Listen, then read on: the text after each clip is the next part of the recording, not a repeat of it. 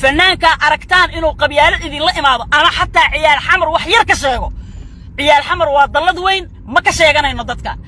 ميجورتهان أنا أبطنا حمر لكن إنك ما شيغنا إنه هذا قبيلة موجسنا قف كست أو مجع أو أنا جايجان إنك بيرا أدري ما أو ما عرفت كجوبنايو هذا يدي شيء مالك عيال حمر صار هذا القادان أو ماكتان أنا جن نفتر كيجا سوق لاي because عيال حمر كيانا هاي ميجورت قبيل كمية أو بدنا هاي أو أدور إنسان كم هاي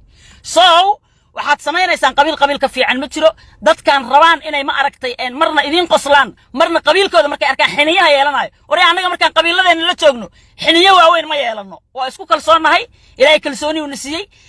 hadday fan noqoto iyo hadday qabiil noqotoba soo markaa ummadda Soomaaliyeed ay ku dhex jirtid ama qabiilkaaga la joog ama qabiil kale la joogna isku mid ahaataa la rabaa laakiin markaad media ta soo gasho afar xabo ilmaadeerada ay ku qoslaan ku dhiiqayaan dhiiqa ku galiyaan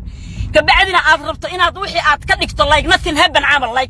عمل والله وعيال حمر واتعله عيال حمر واتعله لقداس عيال حمر وكفوا هذا وحي قبيلة إذن لا إماضة مالكو قرطة بوغا كقريسين حصوص قر لي هذا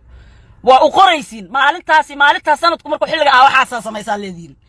إذا كان الله مهران حمر والله مهران وهو يد الصوماليات وأكتنا الذي كمار من والله إماها يا برنامجات دعاية حفلات دعاية دولتنimadu waa socotaa horumarku waa socdaa fanaanki qabyaalad idin la imaado ciyaal xamar oo lafku wasa hadoo xamar yimaadana ha u gelina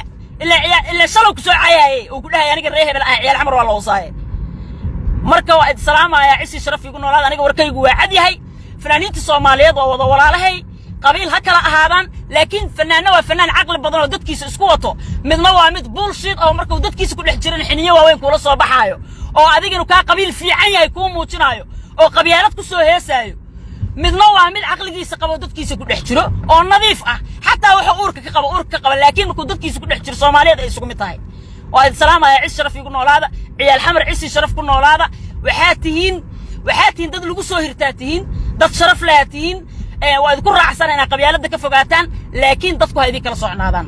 buugaana ku qoraysiin ninkii soo faaq dhaho meelaa ku qoraysiin والسلام يا ريكوراتك وحان الله عقلي نهار شقيو